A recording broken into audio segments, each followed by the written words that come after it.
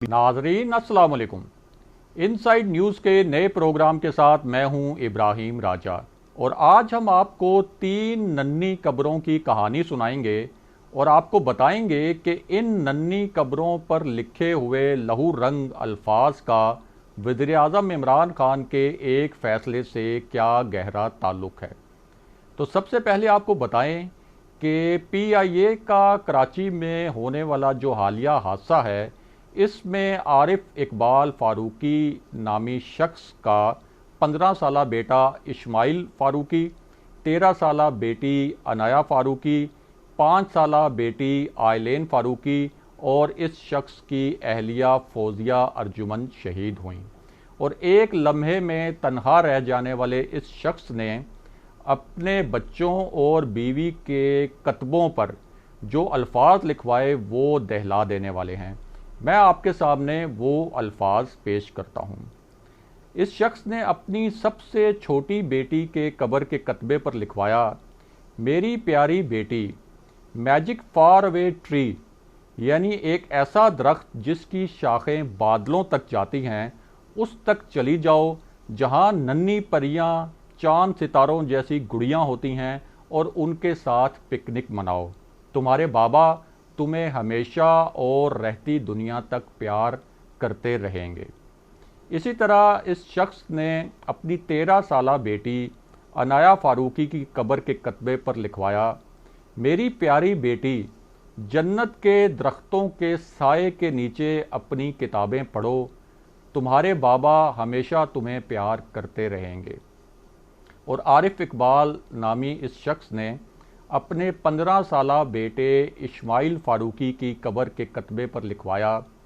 मेरे प्यारे बेटे, जन्नत के बागों में क्रिकेट खेलो और इन्जॉय करो, तुम्हारे बाबा रहती दुनिया तक तुमसे प्यार करते रहेंगे। इसी तरह इस हादसे में अपनी अहलिया को खोने वाले इस शख्स ने अपनी अहलिया के कब्र के कतबे पर लिखवाया कि तुम्हारी यादें हमेशा मेरे साथ रहेंगी, मुझे इतने प्यारे बच्चे देने का बहुत शुक्रिया। अब आपको ये बताएं कि ये जो तीनों बच्चे थे, ये अपनी वालदा के हमरा कराची अपनी नानी माँ से मिलने जा रहे थे और इनकी जो नानी माँ थी, जो हैं वो पहले ही कैंसर की मरीज़ा थीं और उनकी भी बड़ी ख्वाहिश थी कि वो इन बच्चों से मिलें, लेकिन फिर हमने देखा कि वो हादसा हुआ और चंद ही लम्हों में पूरी इन बच्चों की और इनके जो वालिद हैं आरिफ इकबाल, उनकी दुनिया ही बदल गई। अब इस पूरी कहानी के तनाजुर में और जो कुछ इस शख्स ने अपने बीवी बच्चों की कब्रों के कतबों पर लिखवाया, उस तनाजुर में आप देखें कि क्या PIA के ऐसे पायलट जिनके लाइसेंस जाली हैं, जिनकी डिग्रियां जाली हैं, उनके ख़िलाफ़ कार्रवाई होनी चाहिए या नहीं होनी चाहिए। और वज़ीर आज़म इमरान खान ने अगर ये फ़ैसला किया है कि PIA और दीगर पाकिस्तानी एयरलाइंस में ऐसे पायलट्स जिनकी डिग्रियां जाली हैं उनको ग्राउंड किया जाए, उनको बरतरफ किया जाए, तो इसमें क्या बुरा है। अब ये जो हादसा हुआ है PIA का कराची में, इसकी जो तहकीकाती रिपोर्ट आई है उसमें ATC के साथ पायलट को इसका मरकज़ी ज़िम्मेदार करार दिया गया है, यानी ये हादसा पायलट की गफलत की वजह से हुआ। इससे पहले जो एयर ब्लू का हादसा हुआ था इस्लामाबाद में, उसकी जो तहकीकात हुई थी उनमें भी ये पता चला था कि वो हादसा जो है वो पायलट की गफलत से हुआ और पाकिस्तान में होने वाले कई मज़ीद ऐसे हादसात हैं जो कि पायलट्स की गफलत से हुआ। अब कुछ हल्के इस बात पर तनकीद कर रहे हैं कि चूँकि प्राइम मिनिस्टर इमरान खान ने या उनकी हुकूमत ने PIA में जो जाली लाइसेंस वाले पायलट्स हैं उनका मामला उठाया, तो फिर उसके नतीजे में यूरोप में, बरतानिया में और जो दीगर बैनुल-अक़वामी डेस्टिनेशंस हैं उनके लिए PIA की परवाज़ों पर पाबंदी लग रही है और इससे PIA को नुकसान पहुंच सकता है। लेकिन यहाँ सवाल ये पैदा होता है कि ये जो हमारी PIA की परवाज़ें दीगर मुल्कों में जाती हैं, बरतानिया जा रही हैं, अमेरिका जाएं या यूरोप के जो दीगर मुल्क हैं वहाँ जाएं, और खुदा न खास्ता किसी पायलट की गफलत की वजह से कोई और हादसा हो जाए जिसमें दर्जनों या सैकड़ों पाकिस्तानियों की और गैर मुल्कियों की जानें भी जाएं, तो क्या वो जस्टिफाइड होगा? क्या इंसानी जानों से बढ़कर कोई चीज़ हो सकती है? क्या ये बेहतर नहीं है कि दुनिया को ईमानदारी के साथ, सच्चाई के साथ, और पाकिस्तानियों को भी और अपनी जो कौम है उसको भी ईमानदारी और सच्चाई के साथ हकीकत बताई जाए? और अगर कुछ पायलट्स जाली लाइसेंसों के ज़रिए और जाली डिग्रियों के ज़रिए पीआईए में भर्ती हुए हैं और पीआईए के जहाज़ उड़ा रहे हैं, तो उन्हें ग्राउंड क्यों ना किया जाए? अब इस मामले पर आपको ये भी बताएं कि पीआईए इस हाल तक कैसे पहुंची, कैसे इसमें सियासी भर्तियां की गईं, और किस तरह बद इंतज़ामी से पीआईए साला साल से तबाही का शिकार है। तो सबसे पहले आपको बताएं कि इसमें जो सियासी भर्तियां हुई कि पीआईए में एक जहाज़ में, यानी एक जहाज़ में जो अमला है उसकी तादाद सिर्फ कुछ अरसा पहले तक 352 तक थी, और ये तादाद दुनिया में किसी भी एयरलाइन के जो अमला है फी जहाज़ वो दुनिया में दूसरे नंबर पर है। लेकिन आप अगर पीआईए की कारकर्दगी देखें दूसरी एयरलाइंस के मुकाबले में, तो आपको सामने एक तस्वीर वाज़े हो जाती है कि किस तरह पीआईए में सियासी भर्तियां की गई। अच्छा, अब अगर दूसरी एयरलाइंस का जिक्र किया जाए तो आपको बताएं कि टर्किश एयरलाइन में फ़ी जहाज़ मुलाजमीन की औसत तादाद 64, एयर चाइना में 70, स्विस एयरलाइंस में 98, इत्तेहाद एयरवेज में 149, कतर एयरवेज में 178, एयर फ्रांस में 166,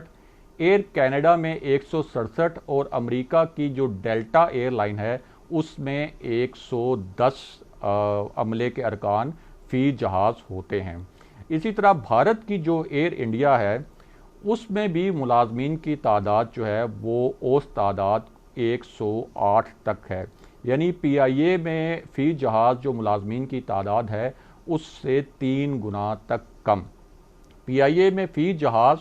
मुलाजमीन की तादाद अब से कुछ अरसे पहले तक भी 352 थी। तो इससे आप अंदाज़ा लगा सकते हैं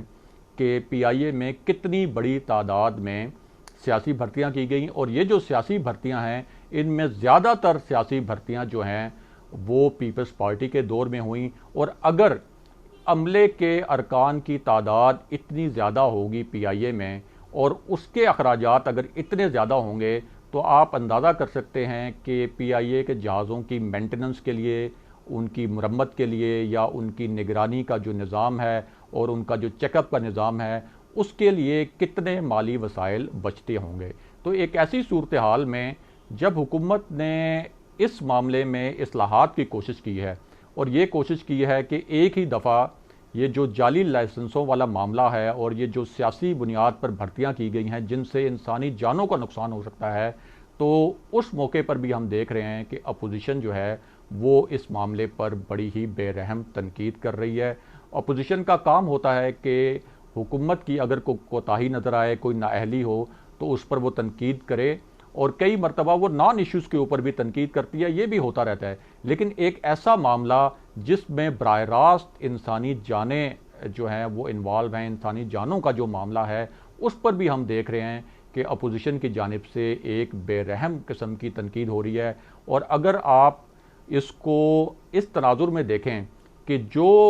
उस शख्स के साथ हुआ जिसकी अभी हमने आपको कहानी सुनाई, आरिफ इकबाल फारूकी, कि उसके किस तरह एक लम्हे में 3 बच्चे और उसकी अहलिया जो हैं वो इस हादसे में जाँ बहक हो गए, तो फिर आपको इसका एक ब्रॉडर कॉन्टेक्स्ट और इंसानी एंगल से, जिसको ह्यूमन एंगल कहते हैं, उस एंगल से नज़र आएगा कि पीआईए के उन पायलट्स के ख़िलाफ़ कार्रवाई करना जिनके पास जाली लाइसेंस हैं और जिनके पास जाली डिग्रियां हैं, क्यों उनके ख़िलाफ़ कार्रवाई करना ज़रूरी है। और जो सियासी बुनियादों पर भर्तियां हुई हैं, चाहे वो पायलट्स का मामला हो, चाहे वो पीआईए का जो टेक्निकल अमला है उस मामले में हो, उस शोबे में हो, क्योंकि पीआईए का जो भी ज़ाहिर है कि परवाज़ें होती हैं या किसी भी एयरलाइन की जो परवाज़ें होती हैं, उसका जो टेक्निकल अमला है वो उस परवाज़ से पहले उस जहाज़ को पूरी तरह चेक करता है, फिर उसको फिटनेस सर्टिफिकेट देता है और वो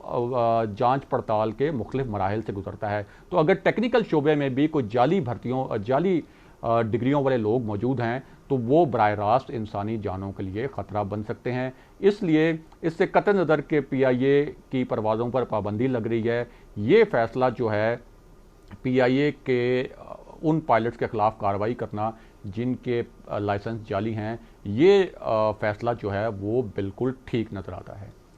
नादरीन, आज के प्रोग्राम में हमने आपके साथ जो खबर शेयर की, आज हमने आपके सामने जो तज्जिया पेश किया, इसके मुतालिक कमेंट कीजिए, इसके मुतालिक फीडबैक दीजिए, और अगर आप आने वाले दिनों में भी अहम मामलों से आगाह रहना चाहते हैं तो हमारे चैनल को सब्सक्राइब कीजिए। अगले प्रोग्राम तक के लिए खुदा हाफिज़।